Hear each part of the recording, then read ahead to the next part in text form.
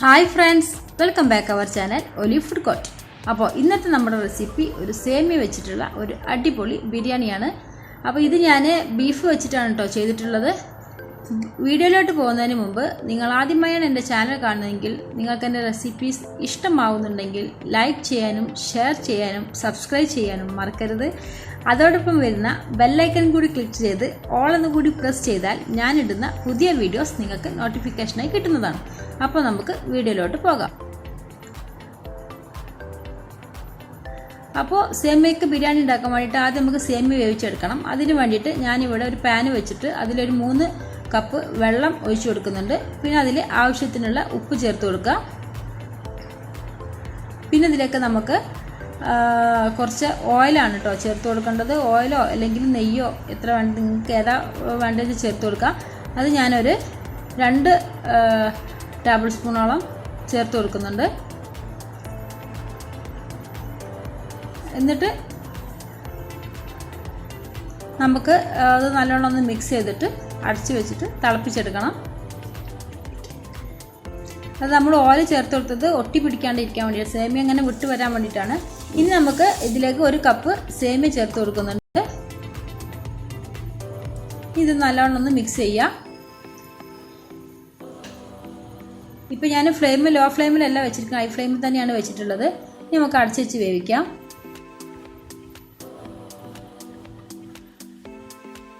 ഇപ്പോൾ നമ്മുടെ സേമിയ കുക്കായിട്ടുണ്ടോ എന്ന് നോക്കാം. നമ്മൾ കൈ കൊണ്ട് ഇങ്ങനെ വെച്ച് വെക്കുന്ന സമയത്ത് അതിങ്ങനെ പൊട്ടിയെടുക്കുന്നതാണ് അതിൻ്റെ ഒരു പരുവം. അപ്പോൾ നമ്മുടെ സേമിയ കുക്കായിട്ടുണ്ട്. ഇത് നമുക്കിനി സ്ട്രെയിനറിൽ വെച്ചിട്ട് വെള്ളം ഊറ്റി ഒഴിവാക്കണം. ഇനി ഒരു പാന് വെച്ചിട്ട് അതിൽ ഞാൻ കുറച്ച് നെയ്യ് ചേർത്ത് കൊടുക്കുന്നുണ്ട്. ഏകദേശം ഒരു 1.5 ടേബിൾ സ്പൂണോളം വരും. നെയ്യ് മെൽറ്റായതിൻ്റെ ശേഷം നമുക്കിതിലേക്ക് ഞാൻ കുറച്ച് അണ്ടിപ്പരിപ്പാണ് എടുത്തിട്ടുള്ളത്. കുറച്ച് അണ്ടിപ്പരിപ്പ് ചേർത്ത് കൊടുക്കാം.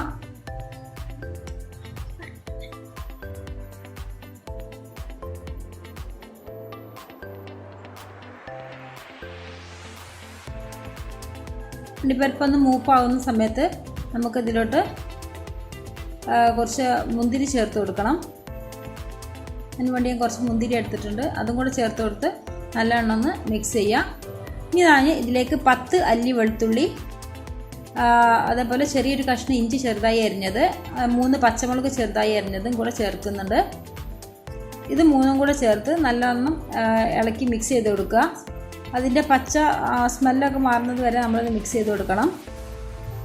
ഇനി നമുക്ക് ഇപ്പോൾ ഇതിൻ്റെ ഏകദേശം പച്ച സ്മെല്ലൊക്കെ മാറിയിട്ടുണ്ട്. ഇനി ഇതിലേക്ക് നമുക്ക് 3 ഉള്ളി സവാള ചെറുതായി അരിഞ്ഞതും കൂടെ ചേർത്ത് കൊടുത്തിട്ട് നല്ലവണ്ണം ഒന്ന് മിക്സ് ചെയ്തെടുക്കുക.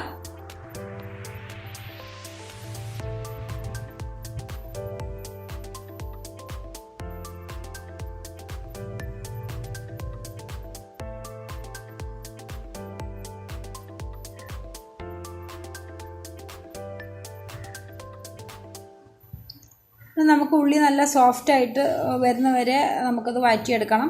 അപ്പോൾ ഉള്ളി ഒന്ന് സോഫ്റ്റ് ആകാൻ വേണ്ടിയിട്ട് നമുക്കിതിലേക്ക് കുറച്ച് ഉപ്പ് ചേർത്ത് കൊടുക്കുന്നുണ്ട്. ഉപ്പ് കൂടുതലാവരുത്, കാരണം നമ്മൾ ബീഫ് വേവിച്ചെടുക്കുമ്പോൾ നമ്മൾ ഉപ്പ് ചേർക്കുന്നുണ്ട്. അതുപോലെ നമ്മൾ സേമിയയിലും ഉപ്പ് ചേർത്തതാണ്. അപ്പോൾ ഉപ്പ് കൂടാണ്ട് ശ്രദ്ധിക്കുക. നല്ലവണ്ണം ഒന്ന് മിക്സ് ചെയ്തതിന് ശേഷം നമുക്ക് ഇതൊന്ന് അടച്ച് വെച്ചിട്ട് ലോ ഫ്ലെയിമിലൊന്ന് വേവിച്ചെടുക്കണം.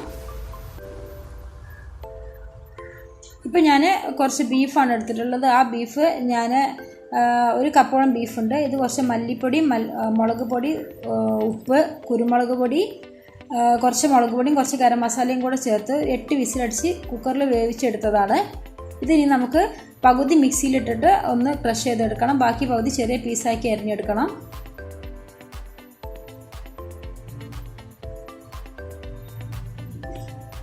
അപ്പോൾ ഇപ്പോൾ നമ്മുടെ ഉള്ളി ഏകദേശം വഴറ്റി വന്നിട്ടുണ്ട്. ഇനി നമുക്കിതിലേക്ക് നമ്മൾ ചെറുതാക്കി അരിഞ്ഞു വെച്ച ഒരു ക്യാരറ്റ് ചേർത്ത് കൊടുക്കുക.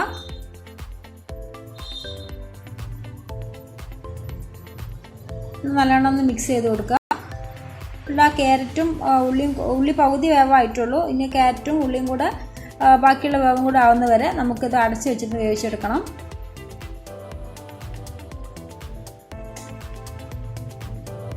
നമുക്ക് ഇടയ്ക്കിടയ്ക്കൊന്ന് ഇളക്കി കൊടുക്കും വേണം, കാരണം അടി പിടിക്കാണ്ടിരിക്കാൻ വേണ്ടി ശ്രമിക്കുക. വീണ്ടും അടച്ചു വെച്ചിട്ട് കുറച്ചും കൂടി വേവാവാനുണ്ട്. ഇനി നമുക്ക് ഞാനിതൊരു ചെറിയൊരു തക്കാളി എടുത്തിട്ടുണ്ട്. ഈ തക്കാളി ചെറിയ പീസാക്കി അരിഞ്ഞിട്ട് നമുക്ക് മിക്സിയിലിട്ടിട്ടൊന്ന് അരച്ചെടുക്കണം, വെള്ളം ചേർക്കാണ്ട്. അതിൽ പോലെ നിങ്ങൾക്ക് ടൊമാറ്റോ സോസ് വേണമെങ്കിൽ യൂസ് ചെയ്യുക. ടൊമാറ്റോ സോസ് ആണെങ്കിൽ ഒരു 1.5 ടേബിൾ സ്പൂണോളം ചേർത്താൽ മതി. ഇപ്പോൾ നമ്മുടെ ഉള്ളി ഏകദേശം കുക്കായിട്ടുണ്ട്.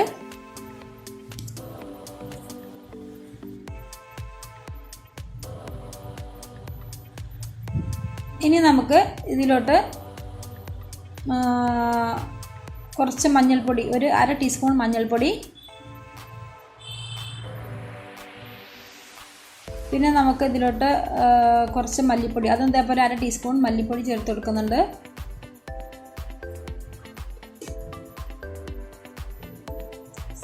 പിന്നെ 1 ടീസ്പൂണ് കുരുമുളക് പൊടിച്ചത് ചേർത്ത് കൊടുക്കുന്നുണ്ട്. കുരുമുളക് പൊടിയും മുളകൊക്കെ നിങ്ങൾക്ക് ഡിപ്പെൻഡാണ്, നിങ്ങളുടെ ആവശ്യത്തിനനുസരിച്ച് നിങ്ങൾക്ക് കൂട്ടുകയും കുറയ്ക്കുകയൊക്കെ ചെയ്യാം. പക്ഷേ ഈ ഒരു അളവ് തന്നെ നല്ലവണ്ണം എരിവ് കറക്റ്റായിരിക്കും. ഇനി ഞാനിതിലേക്ക് കുറച്ച് പെരിഞ്ജീരകം പൊടിച്ചത് ചേർത്ത് കൊടുക്കുന്നുണ്ട്. ഒരു 1/4 ടീസ്പൂണാണ് പെരിഞ്ജീരകം പൊടിച്ച് ചേർത്ത് കൊടുക്കുന്നുണ്ട്. അതേ അളവിൽ തന്നെ ഒരു 1/4 ടീസ്പൂൺ ഗരം മസാല പൊടിച്ചതും ചേർത്ത് കൊടുക്കുന്നുണ്ട്. ഹോം മെയ്ഡ് ഗരം മസാലയാണ്. ഇതും കൂടി ചേർത്ത് നല്ലവണ്ണം ഒന്ന് മിക്സ് ചെയ്തെടുക്കുക.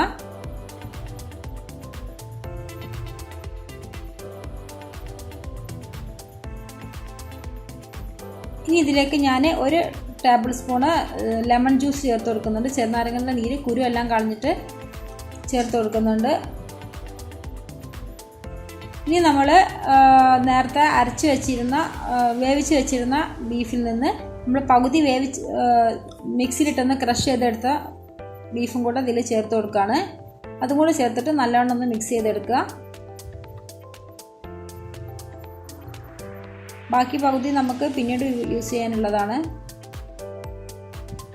അപ്പോൾ നല്ലോണം അരിഞ്ഞെടുക്കൊന്നും വേണ്ട, ഒറ്റ പ്രാവശ്യം തന്നെ മിക്സിയിലിട്ടിട്ടൊന്ന് ക്രഷ് ചെയ്തെടുത്താൽ മതി.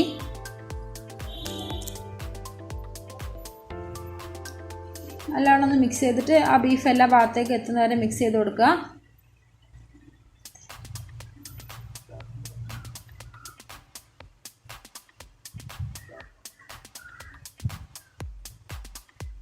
ഇനി ഇതിലേക്ക് നമ്മൾ നേരത്തെ അരച്ച് വെച്ചിരുന്ന തക്കാളി ചേർത്ത് കൊടുക്കുന്നുണ്ട്. അപ്പോൾ തക്കാളിക്ക് പകരം ഞാൻ പറഞ്ഞല്ലോ, നിങ്ങൾക്ക് വേണമെങ്കിൽ ടൊമാറ്റോ സോസ് യൂസ് ചെയ്യുക. ടൊമാറ്റോ സോസ് ആണെങ്കിൽ ഒരു 1.5 ടേബിൾ സ്പൂണോളം ചേർത്താൽ മതിയാകും. അതും കൂടെ ചേർത്തിട്ട് നല്ലവണ്ണം ഒന്ന് മിക്സ് ചെയ്തെടുക്കുക.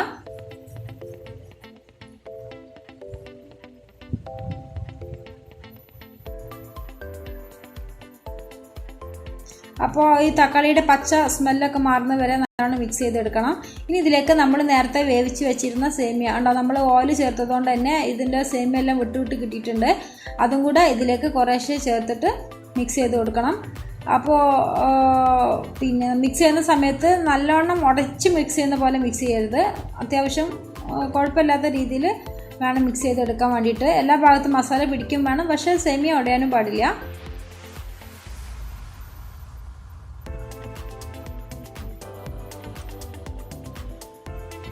അങ്ങനെ കുറേശ്ശെയായിട്ട് നമുക്കിത് മിക്സ് ചെയ്തെടുക്കാം.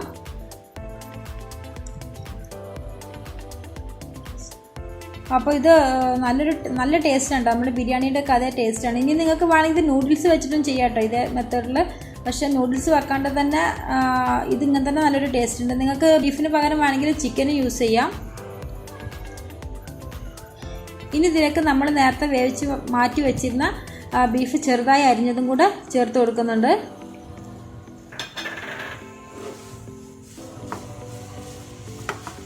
അതും കൂടെ ചേർത്തിട്ട് നല്ലവണ്ണം ഒന്ന് മിക്സ് ചെയ്തെടുക്കുക. ഇനി ഇതിലേക്ക് അവസാനമായിട്ട് കുറച്ച് മല്ലിയിലയും കരിവേപ്പിലയും പുതിനയിലയും കൂടെ ചെറുതായിട്ട് അരിഞ്ഞും കൂടെ ചേർത്ത് കൊടുത്തിട്ട് ഒന്ന് മിക്സ് ചെയ്തെടുക്കുക.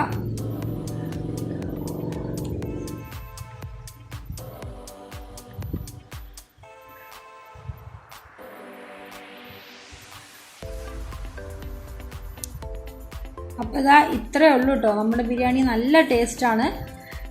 അപ്പോൾ എന്നിട്ട് നമുക്കിതൊന്ന് ഒരു 2 മിനിറ്റോളം നമുക്കിതൊന്ന് അടച്ച് വെക്കണം, ലോ ഫ്ലെയിമിൽ തന്നെ. അപ്പോൾ അതാ ഇത്രയേ ഉള്ളൂ, നമ്മുടെ ബിരിയാണി റെഡി ആയിട്ടുണ്ട്. ഇത് നിങ്ങൾക്ക് ചൂടോട് കൂടി തന്നെ സെർവ് ചെയ്യാം. അപ്പോൾ എല്ലാവരും ഒന്ന് ട്രൈ ചെയ്ത് നോക്കുക, എല്ലാവർക്കും ഇഷ്ടമാകും. എന്നിട്ട് നിങ്ങളുടെ വിലയേറിയ അഭിപ്രായങ്ങളും നിർദ്ദേശങ്ങളും ഫീഡ്ബാക്കായിട്ട് അറിയിക്കുക. അപ്പോൾ അടുത്ത റെസിപ്പിയായി വരുന്നവരെ എല്ലാവർക്കും നമസ്കാരം. Thank you.